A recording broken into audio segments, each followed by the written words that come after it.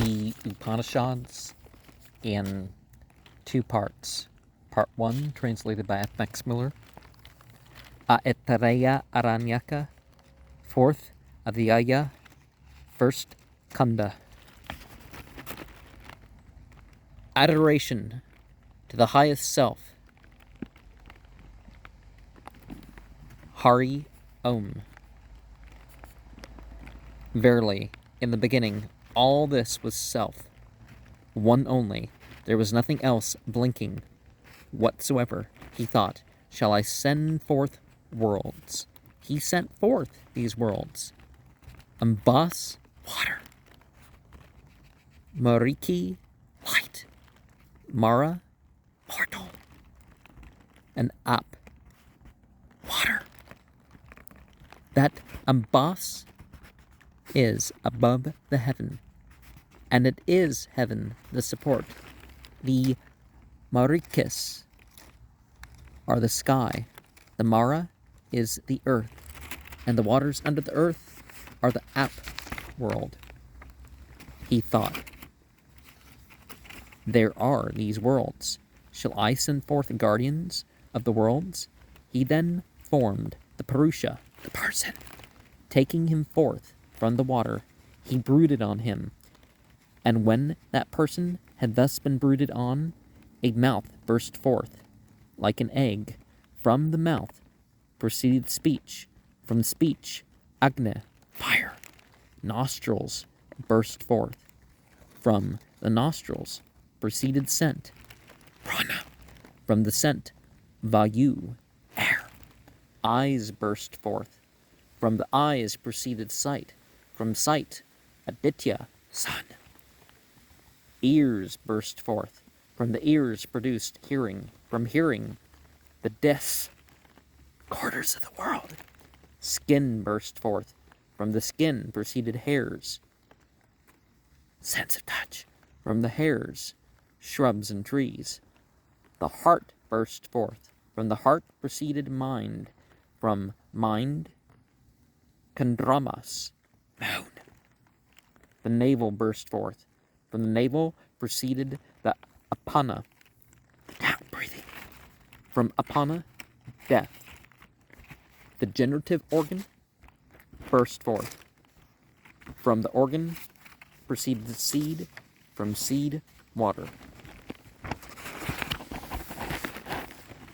With this, Adhyaya,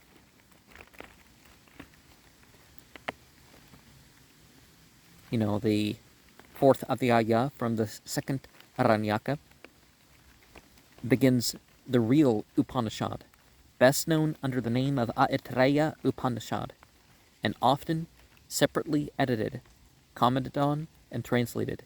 If treated separately, what we call the 4th Adhyaya of the 2nd Aranyaka becomes the 1st Adhyaya of the Upanishad, sometimes also by counting all Adhyayas from the beginning of the Aitareya Aranyaka, the 9th.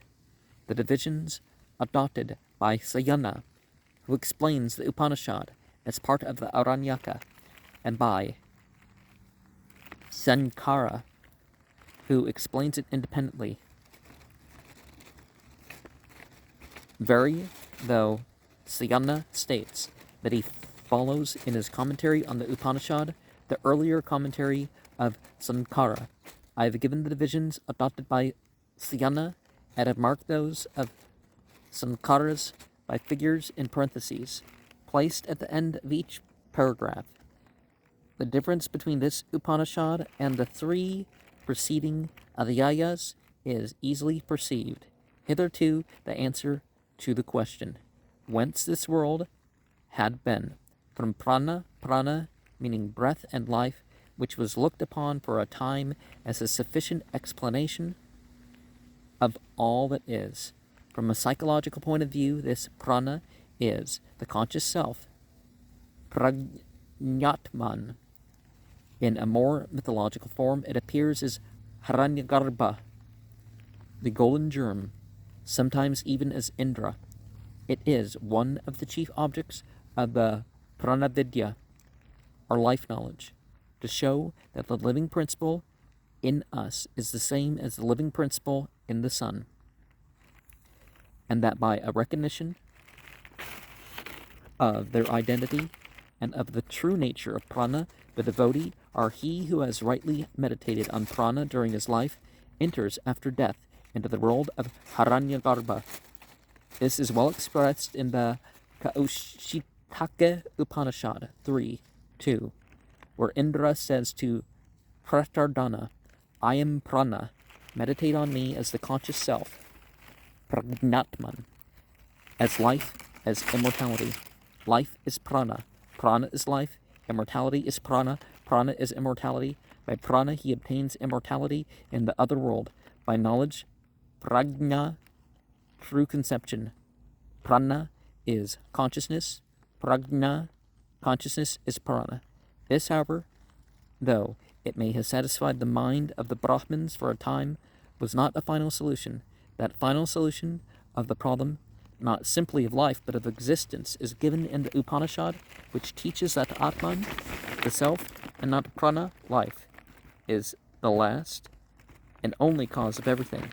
In some places, this doctrine is laid down in all its simplicity. Our true self, it is said, has its true being in the highest self only.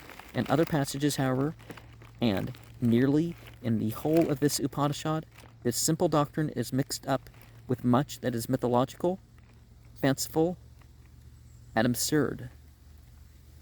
Arthavada, as the commentators call it, but as it might often be more truly called, Anarthavada, and it is only toward the end that the identity of the self-conscious self with the highest self, our Brahman, is clearly enunciated. And, well, mythological doesn't mean that it's not true or, it's not true or something like that. It means it has meaning and purpose. And, considering the mythology that he favors, okay, maybe some myths are more objectively true than others, but before the creation, the beginning. And obviously the Bible wasn't the first one that told in the beginning and some of the other narrative methods that it uses. Blinking, Mishat, i.e. living, Rigveda 10, 192, Visvasya Mishato Vasi, Lord of all living. Sayana seems to take Mishat as a third-person singular. The names of the four worlds are peculiar. Abbas means water, and is the name given to the highest world, the waters above the heaven and the heaven itself. Marikes are rays here used as a name of the sky. Antariksha, Mara means dying, and the earth is called so because all creatures living there must die. Ap is water, here explained as the waters under the earth. The usual division of the world is threefold: earth, sky, and heaven. Here it is fourfold. The fourth division being the water around the earth, or as the commentator says, under the earth. Abbas was probably intended for the highest heaven, Biaus, and it was then explained both as what is above the heaven and as heaven itself. The support, if we translate like Sankara and Kolbrook, the water is the region above the heaven which the heaven upholds. We shall lose heaven altogether, yet heaven, as the third with sky and earth, is essential for the Indian view of the world. Purusha is an embodied being. Kolbrook, a being of human shape. Purushakaram, Virat Pindam, Sayana, according to the commentator, from the five elements, beginning with water, that person is meant for the Virag. Top, as the commentator observes, does not mean here and in similar passages to perform austerities, such as Krikra, the Kandarayana, and so on, to conceive and to will and to create by mere will. I've translated by brooding, though this expresses a part only of the meaning expressed by Top. Literally, was opened, the bursting forth. Three things are always distinguished here: the place of each sense, the instrument of the sense, and the presiding entity of the sense. Prana, i.e., Granendriya, must be distinguished from the prana, the upbreathing, one of the five pranas, and likewise from the prana as the principle of life. The apana, downbreathing, is generally one of the five vital airs which are supposed to keep the body alive. In our place, however, apana is deglutition and digestion, as we shall see in 2, 4, 3, 10.